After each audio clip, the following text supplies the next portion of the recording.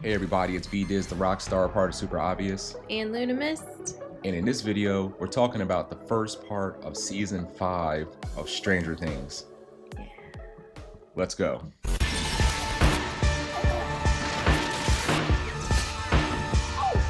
What do we do?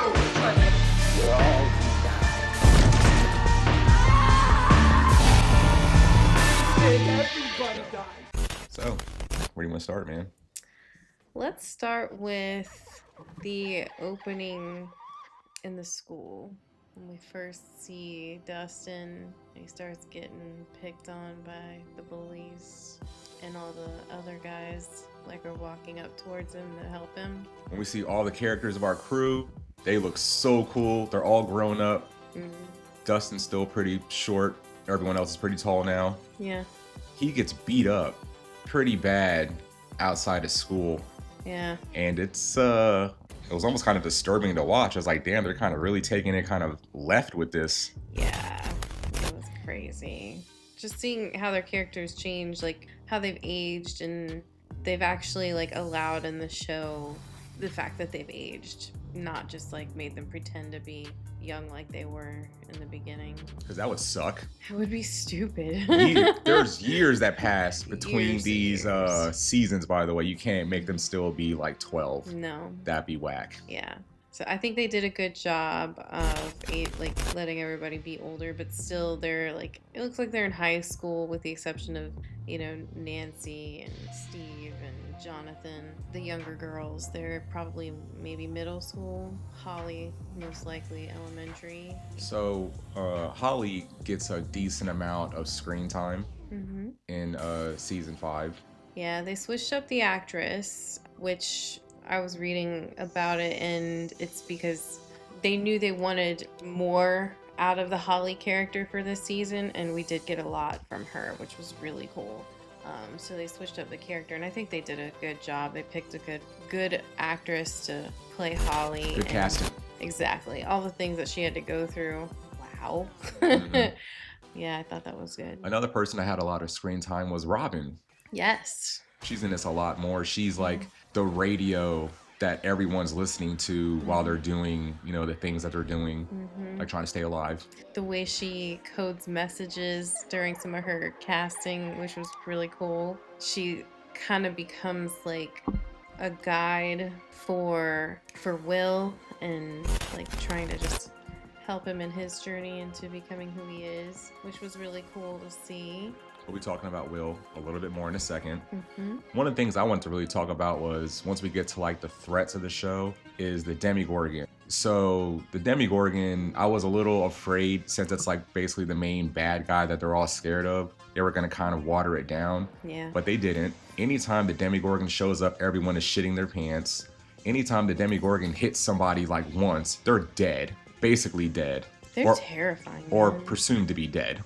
And we never see him again. The Demogorgon is still as scary as it was in the first season. Yeah. So I'm glad they kept that going. Oh, yeah.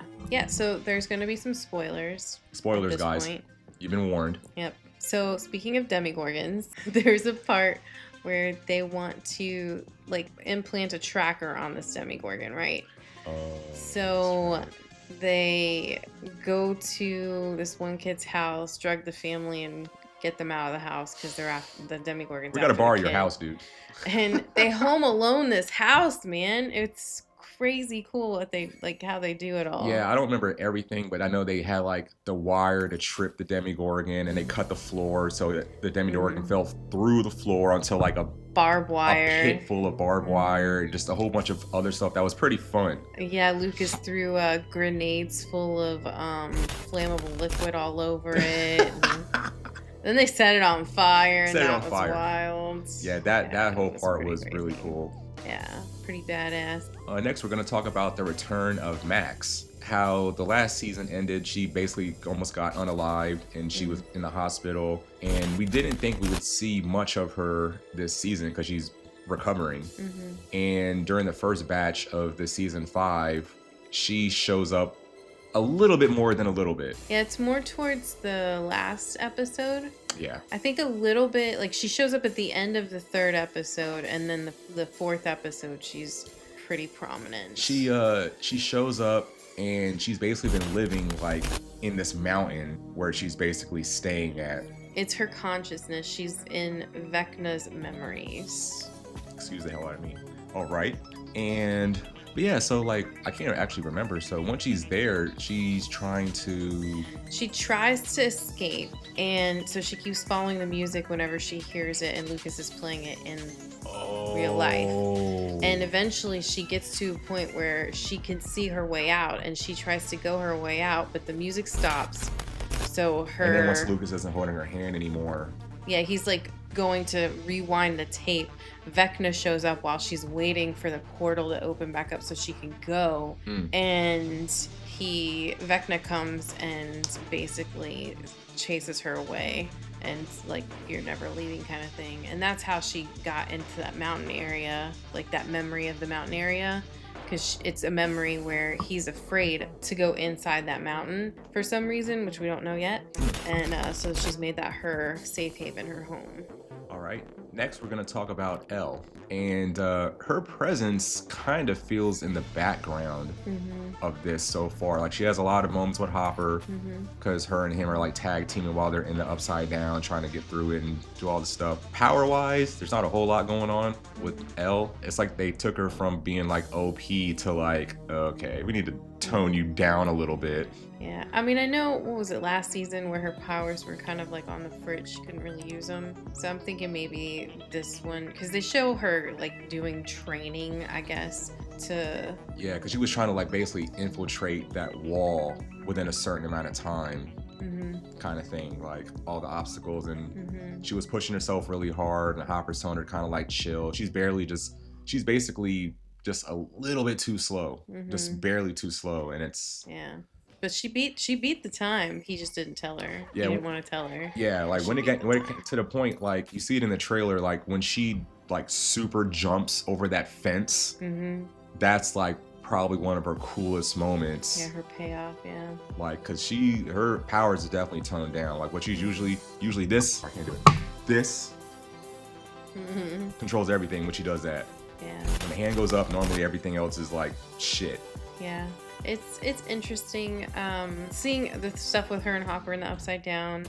I feel like they come to more of an understanding with each other, and they definitely have a father-daughter kind of relationship, which is cool. One crazy thing with the Upside Down, though, all the military crap. They got a whole base. They got soldiers galore, helicopters. So the Upside Down got kind of watered down with that. Like anyone could just be in there now chilling. It used to be a lot more like only certain people could go in there, like Elle, or like the little almost like vulnerable teleportation parts is how you can get in there. They got bases of people just chilling down there now. That was kind of weird. It's interesting for sure. You can use that word too. It was interesting. Yeah. Yeah. So to go ahead and wrap this up, we're going to talk about Will. We like Will a lot more in this season because in the last couple seasons, he's been kind of like boring, like almost like a filler character.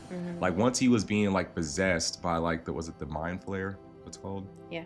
After that was done, all the seasons after that, he was pretty boring. He was just that guy that debatably, non-debatably probably liked Mike, like really liked him. Well, he does like Mike. Yeah, so that's all his character was. But in this one, Will finally has some payoff.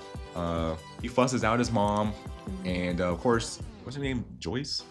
Yeah, she's still trying to be a mom, but he basically like checks her like, yo, like me and my friends have been doing this stuff, like your plan sucks, you should be, listening to our like ideas because this is what we do. Will's character is way better now. His development has been incredible, and just seeing some of the stuff that he can do now, especially at the end of episode 4. Spoilers time. So what can Will do now? He can tap into the hive mind and control the He can Demogorgons. make his eyes turn gray, and he can make Demogorgons his bitch. He basically takes on Vecna's powers. He gets the nosebleed. The way he killed the Demogorgons is the same way Vecna was killing the people in the last season. Oh yeah, so the bones. Will is doing like this first person view where you can see through other... He can see through Vecna's, like the eyes of Vecna's like next targets. and through the Demogorgon. And he makes him the bitch. Mm-hmm. And he basically just kills a whole bunch of them. Yeah. Like it's nothing. Yeah. So Will is kind of like the coolest character now, from being the most boring character for seasons. Yeah, and his bowl cut isn't so bad anymore. Oh yeah, his haircut's way more decent now. It's more acceptable now. All right, everybody, so that is the video. We will have another Stranger Things coming out. Probably at least one more video before the next batch comes out. Christmas. Speed is the rock star part of Super Obvious. And Luna Mist. And we will see you guys in the next video.